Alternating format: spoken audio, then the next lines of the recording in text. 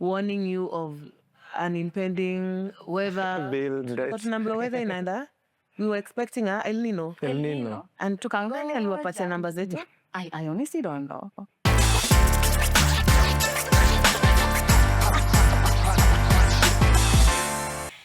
Hi guys, it has been a minute. Welcome back to the Extra Dialogues, to yet another episode. And today we are going to talk about something that relate wewe na mimi kama vijana, but also as Kenyans. Leo tunaenda kuongelea mambo ya data, mambo ya health, mambo ya privacy, security. But episode ya leo imekuwa sponsored and in collaboration with Kenyan. In full is Kenya Legal and Ethical Issues Network. And they're an organization that deals with issues around health, around legal issues and health issues. As we have the conversation, we'll get to understand what Kenyan does in broad. But basically, leo kwa set, tuko young people wenye tuna work na Kenyan, and we have been supported by Kenyan mostly on this issue of digital health rights and data privacy. And before I go deep into the conversation, I would like to invite my guests to tell us who they are, what they do, and how technology shows up in their daily lives on a day-to-day basis. Welcome, Winnie. Thank you very much, Sindani and Extra Dialogues, for having me yet again. I'm very excited for today's episode. My name is Winnie Gift. Professionally, I'm a lawyer. My work is centered around health rights, digital rights, and making sure the relevant communities, for example, young people, women, girls, and some other marginalized communities are included in this conversation. I'm very happy to be here today. Welcome back. Looking forward to the conversation.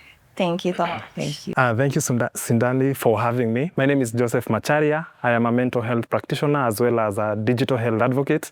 I'm super happy to be here because the conversation today is revolving around whatever that I love doing, what I love championing or maybe advocating for. And I'm super happy because we are so intentional to make sure that this information cut across to each and every person that is going to interact with the conversation. And by the end of the day, they can be informed even to know how to navigate through digital platforms. Yeah. So thank you, Susan, and I'm looking forward to a very fruitful and very engaging conversation. Yep. Thank you, Joseph and Winnie. So my first question is around technology, because today's conversation is around that.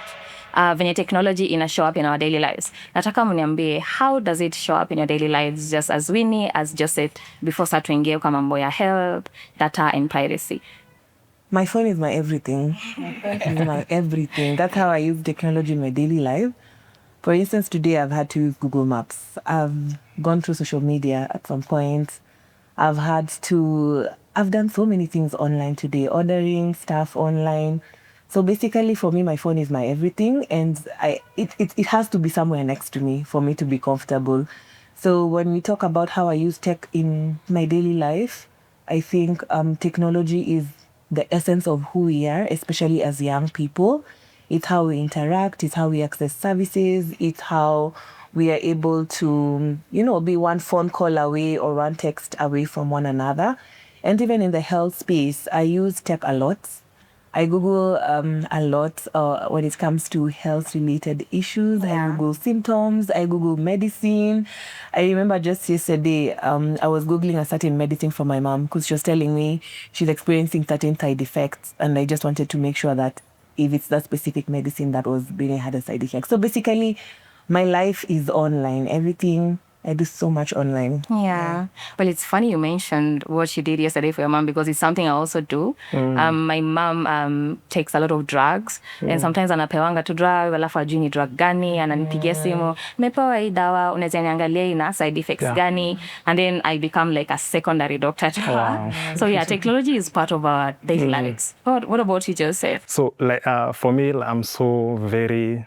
I've dominated most on social media, the likes of LinkedIn, Twitter or X, and also Facebook, among other platforms, because most of my target audience are there. So for me, I have to have a gadget, like for me to interact, like because of like today's podcast, I have to document it and also make people, I'm also creating that curiosity among my target audience, so that at least when maybe this podcast will be unleashed or maybe posted there online, at least my target audience will be able to be updated. So for me, it's number one on because of work, Number two, communication maybe with my also work, and also navigating maybe within Nairobi. And also maybe because nowadays things have evolved, even you find even when you are maybe about to maybe purchase maybe a particular commodity, you have maybe got maybe TikTok also to verify. And also nowadays even about bargaining is through the phone. So I have to look for maybe plug one, anauza hii pesa fulani, same commodity but maybe different vendors, and you find because of these digital tools they ease the work, and they make even maybe when you're navigating through a situation it make it swift and also smooth. So for me it's more on communication, work, and also things to do with life, like even maybe let's say maybe like what you said about your mom. Let's say I'm supposed to take like a med maybe after 8 hours. Sometimes you might forget maybe because of personal errands. So you can put maybe a reminder which will remind you after 8 hours, hey, you have to take this medication. So that's how I'm utilizing it for the betterment of technology. Yeah, nakonanga pale Facebook. Kama target audience namaanisha nini? Kuna rada waelewi hiyo langu. Oh, ni for me napenda message yangu because unapata kwa Kenya population bigi over 70% ni young people. Na mimi na feeling hata nikiangalia algorithm yangu ya Facebook kama ya LinkedIn ama any social media platform yenye niko nayo, wase wengi wana interact nao over 80% ni young people. So nimerealize nafaa kuutilize hiyo chance vizuri, kwa sababu nataka nikipush any agenda kwa social media inakuwa ni something yenye ni authentic, something yenye ni fact. Juu kuna watu wana rely on my platform, wanajua anything Jose amepost hiyo ni legit ama ni authentic. So unaona, so hivyo ndo unafanya naona ni rely hapo hivyo. So how ndio my key them, those are my target audience. Sasa young Kenyans. Young Kenyans. Fans wako. Joseph akipost about the podcast, we'll watch out for it. Definitely. Okay, thank you so much. So I want to, I'm curious about what made you say yes to being part of this conversation specifically today. Winnie and then Joseph. Okay. Beyond my professional work, I think this conversation is about all of us. I've just explained, we have just had that conversation now about how we all interact with technology in a day-to-day life. So I think it's important for us to have this conversation. Before I was engaged in this space, I made a lot of mistakes. Like, I shared a lot of personal information, a lot of health information online without even being bothered of who has access to my information. Why are they even asking about the information? What are they going to do with the information? How secure is it? I never had these thoughts before. I used to just say, accept cookies, I accept. Terms and conditions, I click yes, I move on. And so it's important for me to have this conversation because I have had the advantage of gaining knowledge around digital rights and how health information and personal information, and it's very sensitive information. So it makes me happy to be here so that I can share, and hopefully young people, just as Jose has mentioned, they make majority of the population of Kenya and they're the top consumers of technology. Yes. So I think if we are able to engage young people and they can be able to, have a mindset change, be able to understand these issues, and then now a young person sasa kesho anasema, now I'm more curious to understand about my data. I'm not just going to give you information until I understand why do you need it. I want to follow up and understand, why are you right to be deleted? We are going to delve deep into so many of those issues. But my main reason I wanted to engage in this conversation is so that someone out there can be able to gain knowledge and understand how sensitive their personal data is and be more mindful. Yeah, wow. That's very important because right now, most of us have access to a phone, to on TikTok, social media. We come across so many things, and we put in so many of our data in the technological space. So it's very important for us to be aware of what is sensitive and what is safe and what is best practice. Joseph, what about you? Like she said, because I feel some of the points she mentioned, they are quite similar on whatever that I wanted to say, because number one, we normally say nothing for young people without young people. So it's a conversation that I ought to be here, considering that it affects all of us, and we ought to be also inclusive in such a dialogues or such conversations. So number one is for also to speak out maybe on more so the men. On how maybe they navigate through such social media, maybe platform, or maybe through digital health, and also number two, become vulnerable, so that at least through such information, another person maybe won't be like a culprit of such, or maybe being a victim of maybe digital health, or in terms of maybe scams, in terms of maybe coming across maybe a fraudster. And also about maybe the last thing, maybe whatever she mentioned about also creating an impact through this. So for me, it's more of like hearing also from one another, and also maybe creating that harmonious kind of a point whereby we can strike a balance, and at the end of the day we can preach something, or maybe spread out something that is so something positive, and something that is so relevant also to the people that are gonna watch this segment. Yes, and leave no one behind. We have to move forward as a full population. Hatuwezi kuwa tunasonga hivi kuna wenzetu hawajui about some things when we know about some things. Now, when we are talking about digital health, I've mentioned digital health a lot of times, and I know Winnie may mention Googling is one of them. So in your mind, Joseph, when someone says digital health, inamaanisha nini specifically, like for a layman? Digital health ni nini per se? Digital health for me, as I break layman's language, ni kutumia technology ku-access maybe about maybe health, inaweza kuwa maybe ku-access maybe about health, inaweza kuwa maybe ni ku-access maybe about maybe job opportunities, na moso inaweza kuwa moso using those digital device or maybe digital platforms maybe ku-access maybe inaweza kuwa ni information, or maybe unaweza kuwa unatafuta maybe any kind of maybe intelligence. So inaweza kuwa ni mse maybe anatafuta, let's say maybe you are done maybe with school, maybe you want to go abroad maybe to get maybe some scholarships. So inakusaidia on how maybe to navigate through social, online platforms, ndivyo sipatane na maybe na scammers, and also how to is it to see maybe authentic maybe links, or maybe authentic or maybe credible sources zenye unaweza angalia na ujue hizi ndio fiti. So digital, from the word digital, kulikuwa na ile ya kwanza ilikuwa inaitwa analog, sasa tuko digital.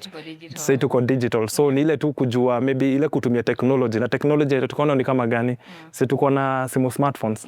So kulikuwa na zile zingine za kabambe za kupress. So unapata msemo nyako na hiyo za kupress, na hii in terms of for searching information, mwenye ako na smartphone itakuwa so easy ku navigate. So ni kutumia, in simple terms, ni hiyo kutumia technology ku access maybe health information. Inaweza kuwa ni anything that unataka ku access, but the keyword here ni kutumia technology ku access information. Thank you. Gift, in our latest episode tuliongelea mambo ya, as girls and women, the first place we came to learn about issues about our bodies, our sexual health, ilikuwa ku search online. From a female point of view, as a girl, unaweza tuambia like how digital health shows up in your daily life. Some of the examples of ways in which you use digital health as a woman, as a girl, as a lady. Yeah, just building on the conversation that we had in the last episode. Okay, yeah. So basically, it's just when Jose amesema accessing health information and services.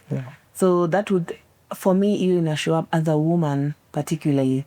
Of course, menstrual app inakwanga top list for us, just being able to track your cycle.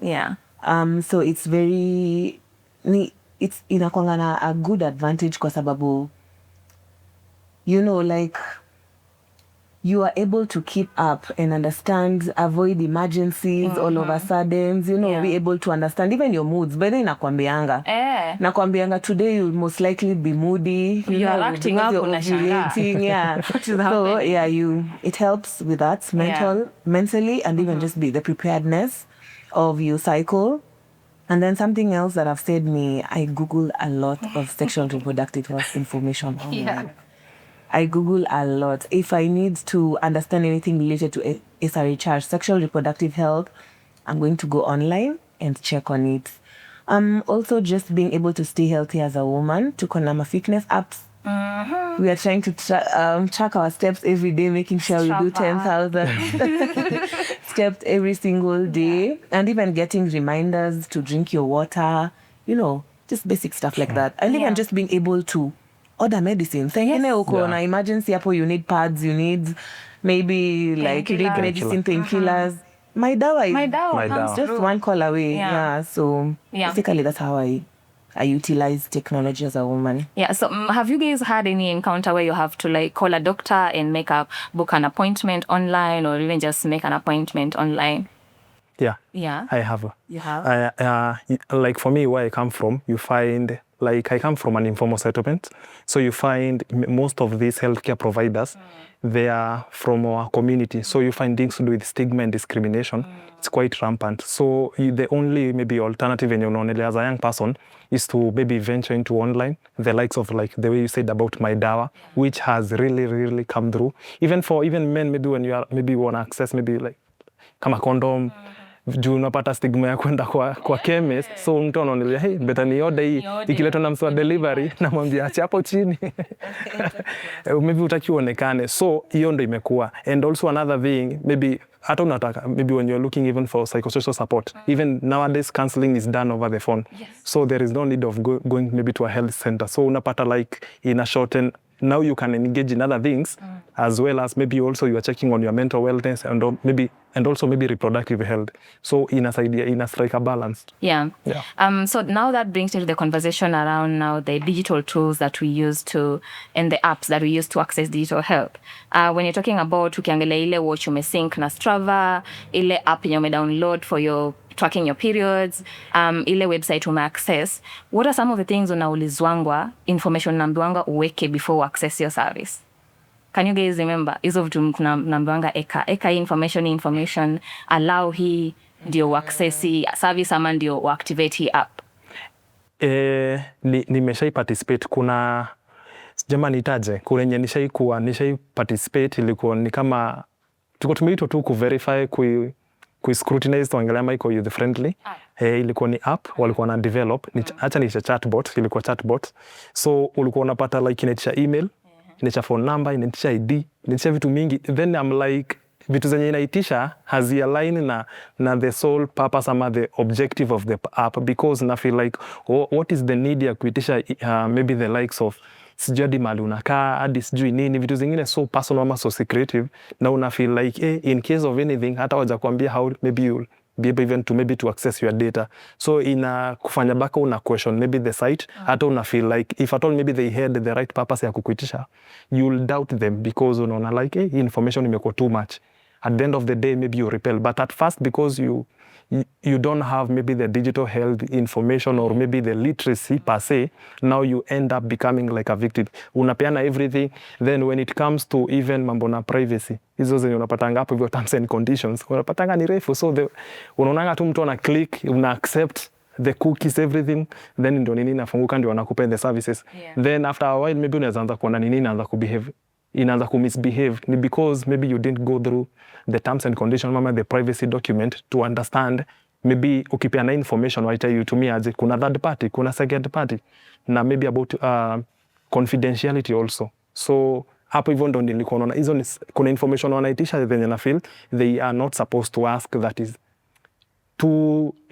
it is not relevant at the moment. Yeah. You have anything to add to that?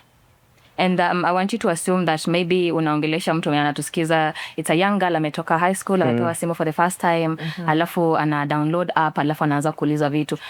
Ni vitu gani anaweza anticipate being asked to put in the information when they are like trying to access information or websites or even an app? Wanaulizanga vitu kama nini? I think the common things Jose amesha mentioned, zile basics like jina yako, email address, phone number. And your concern ya Jose raise is also something I've gone through, trying to understand why mbono na need location yangu. Why do you need my location for you to give me a service, for example, of, a random app that doesn't need to know where I live? Yeah. No. So I think that's a day-to-day, and something that hidden terms and conditions is something that nime experience firsthand. Of recently, I tried to download something with this app. Let me not mention the app. And then when I tried to download it, I needed to pay for the service, but I wanted to pay for a one-time service peke yake. So when I nililipia, I didn't go back to the email. Now see, they responded and said, thank you, yes, we will give you the service. But now at the end of the email, we'll make a disclaimer. If you want, we will automatically subscribe you to a yearly plan. And if you want to opt out, do ABCD. Mi sasa kuona hiyo huko mwisho if you want to opt out, because me I'm thinking before when you subscribe to anything, you're going to clearly give me the terms and conditions, allow me to read from it to yes or no. And before I was on, I said, ting, ting, money was deducted from my no. account. And then I was like, but nearly follow up. Yeah. I did my due diligence and the money came back. You can imagine the threats I had. It's a company in Europe. So you can imagine the back and forth that I had to go through. But when you understand your rights, the people respect you. And it is out of learning my digital health rights, ndio imenipatia your confidence. And I really hope any young person can have that confidence. Usiogope, ati sifa ndasaidikaje, they have just done this. No. I email them and I say, terms and conditions are supposed to be very clear, very aligning. You cannot put hidden things inside and then, take things randomly. I did not say yes to anything. And at first they tried to say maybe half the amount, what incentives. I was like, no, just give me back the money. And they actually returned the money. So, all of it? All of it. That's when I come here. This space is very necessary for young people. Yeah. So that they can have that confidence to know kuna njia yenye unaweza saidika in case somebody violates your digital rights. So in short, you're saying that knowing is your power. Knowing is your power. Yeah. Mtu akiona unajua your right, unajua venye nafaa kuhandle data yako, na unajua kudemand for A, B, and C, they will actually respond with respect. Not of kama layman any other person. Yes. Yeah, so that's very, very true. Digital health is part of our lives, and most of us tunatumia, but sometimes huwa to take time ya kuangalia like kitu yenye naika kwa digital health, kwa that app, kwa that website, how does it affect my personal security? How does it affect my privacy? And how does it affect my data? And I love that tumeshaongelea whatever I wanted us to talk about next. Because the next ilikuwa tuongelea mambo ya, unajua like the way people just click on accept terms and conditions. I've read the policy. What do they call this policy that comes? Is it privacy policy? Privacy. Yeah, the privacy policy unasema accept and then una move on. Lakini watu wengi hawatakangi ku take time kupitia. Najua ni refu, yes. Lakini unajua you will realize that it will mess you up time yenye unahitaji kusaidiwa. Time yenye you are in trouble. That's didn't realize kumbe ninge take time kupitia that privacy. And sometimes pia tuna allow permission. Hata nikiangalia kwa simu yangu sasa nimeallow vitu nyingi permission. I need to go and review, which is not safe like Gift says. So now I want us now to go down into the physical spaces who are tuna access kama hosi, kama clinic, ama hata hizi SHA, NHIF portals za gava zenye unaikanga information. At any point umai stop ukajiuliza na hii data nawapea information inaendanga wapi alafu nani wana handle. Like let's say umeenda hosi, because most of the hospitals wanaeka information on a computer. Have we ever or should young Kenyans ever stop and ask, where is this information going? At any point will I see my information out there na sijapeana consent? Yeah, me as of now, because I'm digitally literate, nafaa nishaiuliza na nishaisaidika, but before then ulikuwa unapata because nimeenda kwa facility I'm not maybe okay health wise, so unapata I'm not that mindful about kutaka kujua information unapeleka wapi. Mimi nataka kama ni painkiller ni painkiller niende. So you young people wenye mko pale hivyo mnafaa kuko very vigilant ama very aware information yenyu inapelekwa wapi, na nikuuliza a good example, kuna inaitango CCC, comprehensive care clinic.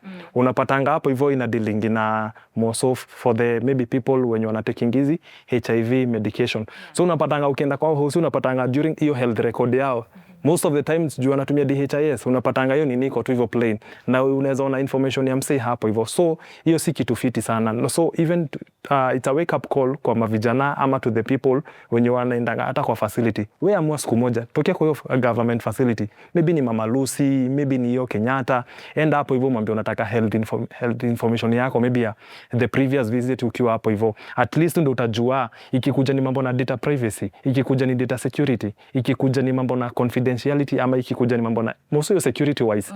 Hawa si wanaweka information yako fiti, ama ni zile venye ulikuwa unapata kitambo mapapers zimepile up zimeko hivi, so unasikia hapo unaona hizi maybe hata kukamua kuflood we information yako imeenda tu hivyo tu hivyo. So but ikiko kwa database hapo iko fiti, na ukiweza kuisecure at least unajua wanai hold, because it is ni information ya mtu, si ati ni ya livestock, na wanafaa kuwa very critical wakideal na search. So mi nishai nini, na recently tulikuwa tunafanya kitu inaitwa My Data Our Health campaign, na nikienda kwa facility nikamwambia nataka health record yangu na niliget. Na ilikuwa so, unajua the moment you have information inakuwa so easy kunavigate kwa hizi maofisi. Na nikaa tu venye our colleague over here alikuwa anasema, ikikuja ni certain things wenye unatafuta, so long as uko informed ni nini unataka, trust you me, watakupa, watachangamka. Si tunasemanga information is power. Na wanajua but hawataikuambia. Hata mimi kuna siku nilienda kwa bishi tangu, alafu mwanangu anafika kwa gate, alafu anakuambia ati madam andika jina yako, namba yako. Nikauliza boss, na mnaenda mbona mnataka information yangu? Si bista wangu anajua na mko na CCTV. Mbona mnataka kuandika jina yangu na namba yangu? Because sometimes unapatanga randomly mtu anaku text anakwambia hi, I'm Dr. Smith from ama hata unapata like a random message from warning you of an impending weather bill. But number weather inaenda, we were expecting El Nino. And tukangani aliwapatia namba zetu? I honestly don't know. So unapatanga, for example, ushaenda kwa building ni mall, unapata maybe for you to get access unaitishwa hadi ID, kila kitu, then inaandikangwa wapi? Inaandikwa kwa ni A4. Then niko like, what if maybe I had a bad intention about this? Niko hapo na picha napiga, alafu naeka na mimi naandika, alafu na wanauza data. So tunafaa, unaona, the moment approach, mimi nishaenda mali nikamuuliza hii ni yenye unaniambia hapa niandike ni ya kazi gani? Na the moment umenini hivyo akaanza kuniambia okay, kitu yenye ni ya maana sana, andika namba, jina yako na namba tu ya simu, ama hizo tu, at least in case anything ifanyike hapa hivi, for example in case of maybe robbery ama anything of the sort, tunajua at least ulikuwa among the people who will access the building. Na nikaona at least to some extent hiyo ilikuwa realistic, rather than uniambie nikuandikie namba ya simu ati mali nimetoka ID number. Hapana. Alafu anakuambia hivyo ndio tunafanyanga. Hivyo ndio anakuambia hivyo ndio tunafanyanga. But the moment una resist, ndio data yako mwenyewe hata hajui. Hajui inaenda wapi. And that brings us the question of, we are recently in a training ya Kelin, still part of your My Data Our Health campaign. And by the way guys, this conversation is still part of that My Data Our Health campaign. And yes, so back to the question. We were taken through, how data is handled and collected and secured. What is the one thing that iliku surprise after like knowing? Because for me, couldn't have to been surprise, but I wanted to know like, what is the one thing that surprised you when you learned something that you didn't know that now you know because of that training? Mimi nilikam kurealize kuna office inaitwa ODPC. Inamaanisha Office of Data Protection Commissioner. So ni ofisi imekuwa chini ya maji because some of the things yenye tulikuja kuambiwa wanafanya mimi sikuwa najua. So nilikam kurealize if at all maybe unaweza mismanage information yangu ama uleak, naweza kuripoti huko mbio sana na justice itakuwa upholded. So hiyo ni one of the critical aspect yenye nililearn from that. The rest is ilikuwa more of like how to navigate and also to understand your constitutional right ikikuja ni mambo na data privacy, and also kujua vitu zenye hata ni authentic ama kitu legit from something yenye ni illegitimate ama something yenye si original. So but the ODPC hiyo ndio ilikuwa for me a very critical, because nilienda nika-analyze nikaanza kuona hata wakati tuma maybe your complaint kuna venye unaweza apply from anonymity perspective. Anonymity ni ile kuoneshana like hawataona ni Joseph Macharia from maybe Makadara, sijui certain height nini any description yenye inaweza lead to me, hiyo wame like kuna venye wame blame, I don't know needs to be which language, confidential. Yeah, very confidential. So hata ukishare hapo hivyo nao hizo complaint ama anything yenye unataka wafanye follow up, una feel yenyewe uko sawa, si kama venye unaweza enda mahali unapeana information then una feel like hii niko unaweza kutonyuma maybe ndio unapatanga. So inakupa ile sense of like you feel you are secure, information yako is secure, na wanaweza do more from their side, wafanye more like follow up na you just uongojea waendelee hizo mambo zingine. Yeah. And now that brings me to sharing one thing that sikuwa najua from that training that I knew after that training is, nilikuwa najua tu obviously kuna laws na govern our health, lakini sikuwa najua kuna specific laws in Kenya there's na govern not only our health but our digital health.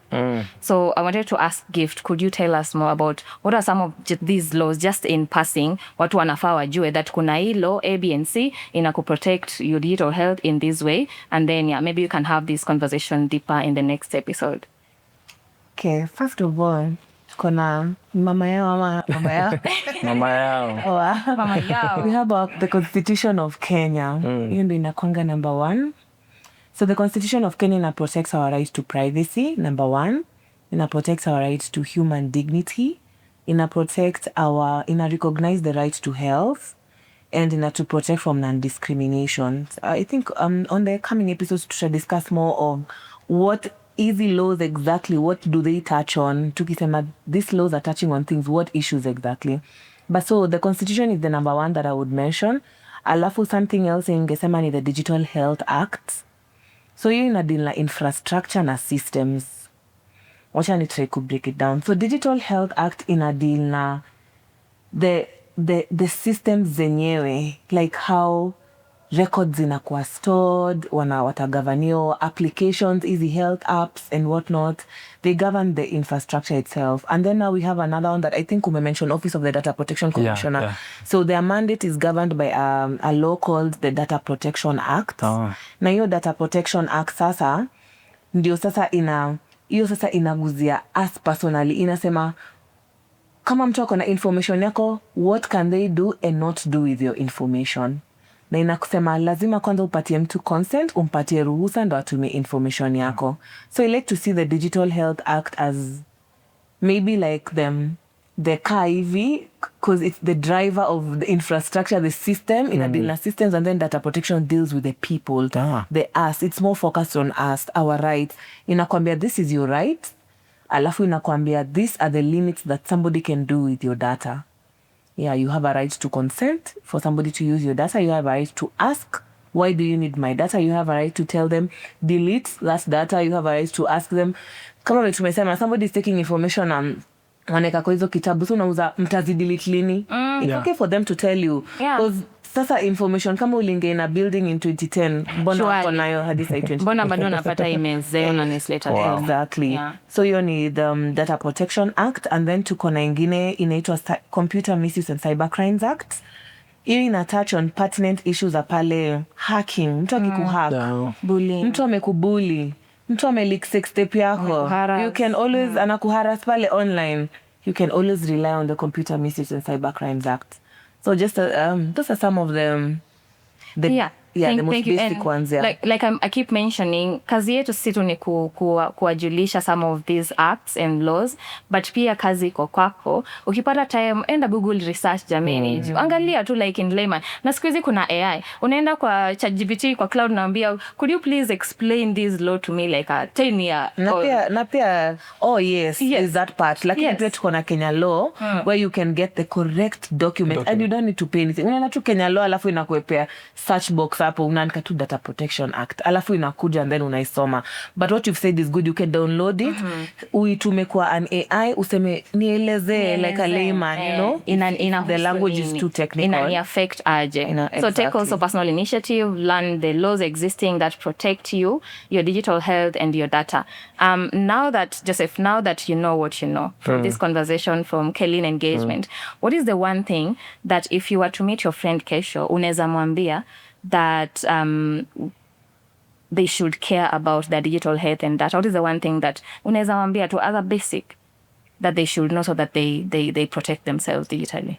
Number 1, anything they click on, any kind of link that is shared to you, link yote unatumwa na msee yote that mtu hata mtu mwenye unajua, first of all angalia link kama ni something yenye ni ukweli, because unapata most of the people unatumwa link, unatap, unajipata umesubscribe to certain, mimi nishajipata nimesubscribe to ama sijui skiza sijui nimesubscribe alafu inaanza kukukata do. So any link, any sijui ingine mara unatumwa unapata sijui ni a certain supermarket, sijui unaambua sijui tuko na offer, sijui chagua from easy cards 1 to 9, chagua moja. Wewe unadhani ni something real, unaambua umeshinda sijui a certain price, alafu inakwambia refer to another people. So the more you are doing search, the more una operate in their web, na the more unakuwa culprit of being conned, more so do. So inikikuja ni number 1, anything to do with the link, you're very careful, extra cautious. Number 2, on how you operate online. Also on the things that unapata kama LinkedIn ama acha tutumie TikTok, if at all maybe unape keen interest on any content even for 3 seconds inakuwa part of your algorithm, so inaanza kukusuggestia such stuff. So wewe ndo unajua utafilter aje anything yenye how pay attention to that haita appear in your feed or in your thread. So another key thing nataka watu wafanye like a challenge, alafu during the next episode yenye Sindani and our lawyer hapa hivi, wakili wetu hapa hivi kwa system mtapeana feedback kwa comment section, alafu museme take yenyu ilikuwaje. So leo mnataka mtu aende tu kwa facility ende access information yake, health records ama health information, alafu ukipata ama any obstacle ama any hindrance ama challenge yoyote utapata, utatuambia during the next episode venye itakuwa. So hiyo ndo nataka wase wafanye, ndivyo at least now wakili atatuambia during the next episode on what to do, because yeye ni expert ikikujia hapo kenye mtu anafaa afanye you as a young person, na in case maybe umekuwa victim unafaa report wapi and so forth, because na feel like the moment tutafanya hivyo information is spread like a wildfire na isaidie wase, because watu hawajui things to do with phishing. Kuna ile phishing yenye mambo na information, hawajui mambo na kama scamming, hawajui hizi fraudster. Mimi nimereceive hadi certain emails unapata in my spam, ukienda kwa nini ya email hapo hivyo kwa spam unapata sijui ati Susan unaambia umepata job ya UN ama sijui ni nini, tutumie nini fulani hapo hivyo tuanze wanaitanga aje, tuanze process something long, something inaenda kukaa formal, but ukitumia venye tu amesema tu by the tumia ya copy paste your information, paste kwa ni AI ama any chatbot itakuambia manze hii venye imeanza, hata ina introductory, hata mtu ameanza kuanzia tu hi aje kwa email. So hizo ni some of the signs zenye unafaa kukuwa watchful na itakusaidia sana kunavigate kwa such sites. What about you, Gift? What is one thing you can tell young Kenyans wanaweza fanya to protect their health data online apart from what Joseph might have mentioned? And before ujibu, mimi nataka tu kushare like experience yangu. Kuna time nili-click, unaizinya unaambiwanga click on this to prove that you're human. Nili-click, I think walikuwa wameniambia nifinye combination of some keys.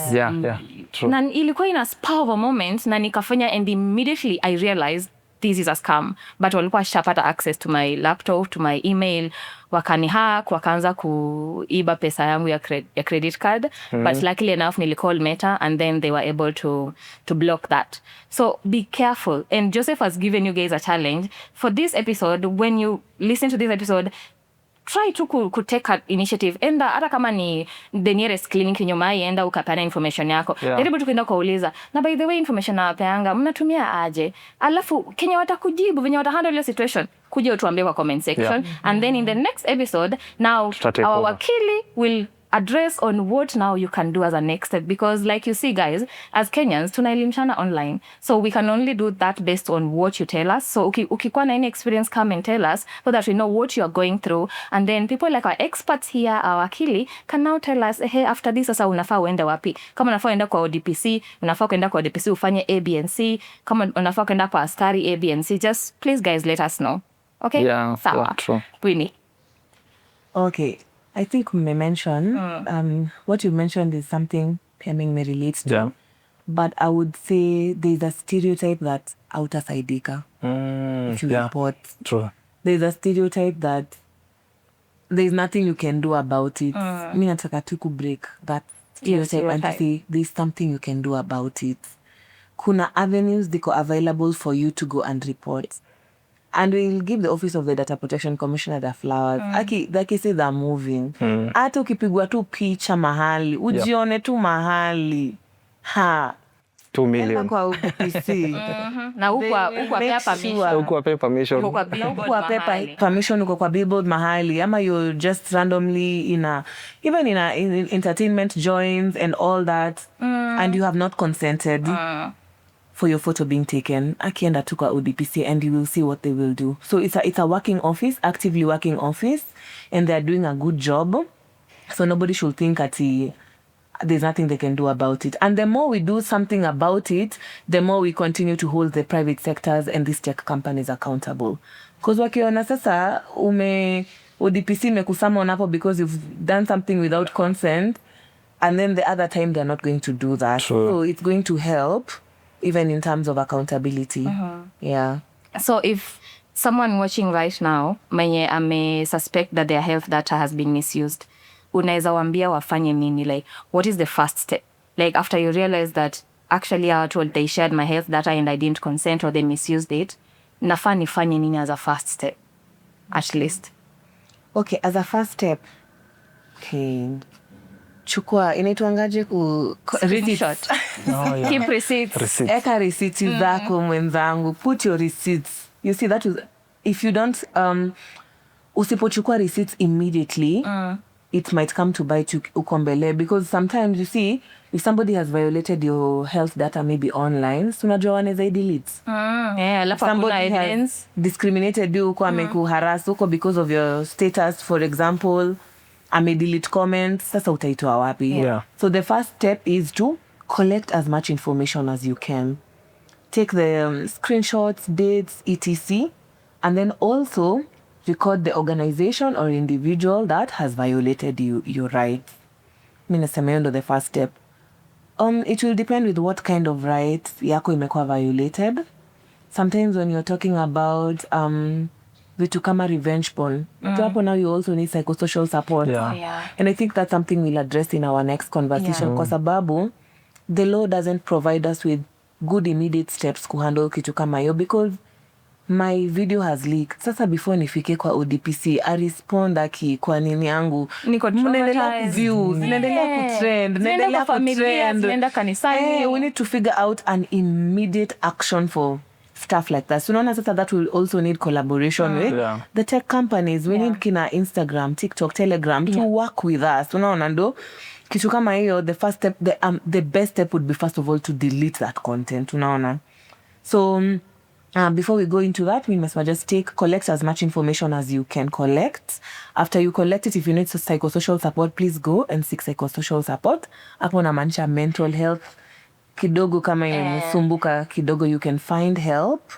And then after you seek psychosocial support, if you do not know the next steps, that's when nasemanga Google is very important. Organizations are there. Unaona Kenyan is there. Kenyan is really nice. Kenya legal and ethical issues and network. We could go on and on and on to mention very many organizations that are working in Kenya, mambo za digital rights.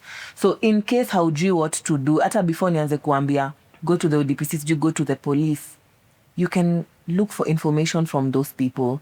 But the immediate action, we will discuss more when we go to the law enforcement in our next episode. But for now, minasema to collect as much information as you can and store that and keep that on record. Because when we discuss how the next step, sasa, you will come to realize where the evidence, you will require some form of evidence. Yeah. All right. Now, we have had really, really great conversations, but unfortunately, tunakuja to the end, and I want you guys to, each one of you, mutuambie to like, if there's one thing that you need a young Kenyan kule nje kuhold on to, asisahau when it comes to kujiprotect wao wenyewe, protect data yao na privacy na security, about whether ni health ama anything about personal data, what is the one thing that you will want them to not forget? So since this is my camera, so to each and every young person mwenye ananiangalia hapa hivi, we are so keen on maybe other things, the likes of maybe whatever we consume, maybe where you sleep, things that are maybe physical. Maybe on digital health, maybe you might perceive it as maybe something that is not maybe so dear to you, but the moment maybe you see maybe the consequence ama the repercussion, ndivyo utaanza kuweza understand the need ya wewe kuwa serious kuinteract na mambo na hizi sites zenye zinaweza kulead hata upoteze do online. So number one key thing yenye sitaki mtu atasahau tu, you have the right to information. You have the right. Unaona venye uko na the right to having an ID ukifikisha miaka 18. Same case applies to mambo na digital health. You have the right to seek your information. That's why nikawapa hiyo challenge ama nikapose hiyo challenge to you guys, muende kwa health facility, uende mahali ushaienda maybe hosi ukatibiwa ukapata medication na unajua ulipeana information yenye is so vital or maybe critical, uende uambie, uulize, naweza pata information yangu ya siku fulani nilikuja hapa, na ukiweza kupata ndio tukakwambia kwa comment section utuambie. Ndivyo sasa next episode tutaweza ku-unpack. Wakili ndiye atakuwa hapa hivi na Susan wakitueleza more. So wewe unafaa kujua, na hayuko about discrimination. It doesn't matter where you come from. It doesn't matter if at all maybe you are using a smartphone or maybe anything to do with digital. So long as you feel maybe you need certain information, just know you have the right to access your digital health records. Yep, thank you. Thank you so much, Joseph. Winnie? Okay. For me, nasema, don't wait until your rights are violated for you to start running to try to understand. You can start understanding as soon as now and share it with your friends, with your family. Mi naambianga kila mtu. Kwanza mtu akishaniambia, this and this has happened to me. I'm keen to tell them, this is your right. This is what you can do. You know, share the information with other people so that people become more aware. And then something else I would like to say is, a lot of digital health violations happen online, especially on our social media platforms.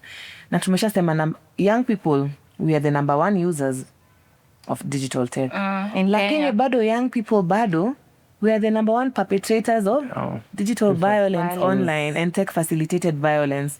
So young people need to also create a safe space for other young people.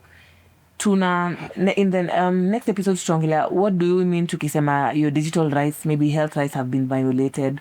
But for you need to understand that it's important for you to create that safe space. Na venye tumemention ODPC, you don't want to find yourself on the wrong side. You know, just create a safe space for people. Do not share things, you know, usiendele kushare vitu zenye they're already violating somebody's health online. Be the kind of person to report something, you know, like you be your brother's ama your sister's keeper. Ukiona mtu analemewa and their rights are being violated online, kuna hata zile recourse you can get online. Like you can report somebody hapo Facebook. Hapo Instagram, you can go and report and you can say why you are reporting. And if many people report, they will be forced to look into the issue. Yeah, true. So I say young people, create a safe space. Thank you so much. Thank you so much, Joseph and Winnie, for sharing your wisdom and the space and the energy and the effort you brought in this episode. I know tungependa to have this conversation even more. And tukipata a chance, we'll have this conversation more. But in the meantime, talk to us. Where you're actually watching us from. Did something hit a nerve? Did you get triggered? What do you think about this video? What we have learned is digital health is already part of our reality. We use it in every way. You might not know about it, but you already do. The second thing is that our personal health data is our most sensitive information and data. So kuwa careful penye unapeana your data, unaambia nani, what are you allowing access to? And you should know that as a Kenyan citizen, you have the right to know how your data is handled, how it is collected, and how it is protected. And you have a right to say no. So like Joseph mentioned, take a challenge, go to the nearest facility or wherever you just give your personal data and ask them, how are you going to use this data? Do you know how you're going to handle it? And then let us know walikuambia nini. And then in the next episode, which I'm going to sit down with Wakili Gift, we are now going down to look at Kenyan law inasema nini, constitution inasema nini, kuna laws gani about health data, about privacy, about security zinaweza kusaidia wewe kama Mkenya kujiprotect, and what can you do about it when you realize that your data, your privacy, and your rights have been violated. And the one key thing that we want you to take away from this conversation is knowing is the first step to protecting yourself. Sasa tusiendelee tu kuact in, you know, cognito and assuming that now pay tu information hakuna kitu itafanyika ikuje kuni affect in the future, because until you go through that situation you will actually not know. So take the first step, protect yourself, know what you're sharing out there, know who you're giving your information, and know information yako inahandoliwa aje, and you have a right to say no. So please stay tuned. Don't leave us. The next conversation is going to be very, very important for you as a Kenyan, not just a young person, but as a Kenyan, on how can we continue protecting ourselves, because technology is already part of our lives. So how do we make it part of our reality, but also make sure that we are safe and secure, and we live in communities that are also safe, secure, and informed. Thank you so much, Joseph and Gift. It has been a pleasure, and see you guys next time. Don't forget to subscribe, like, comment, and share. Ciao. Bye.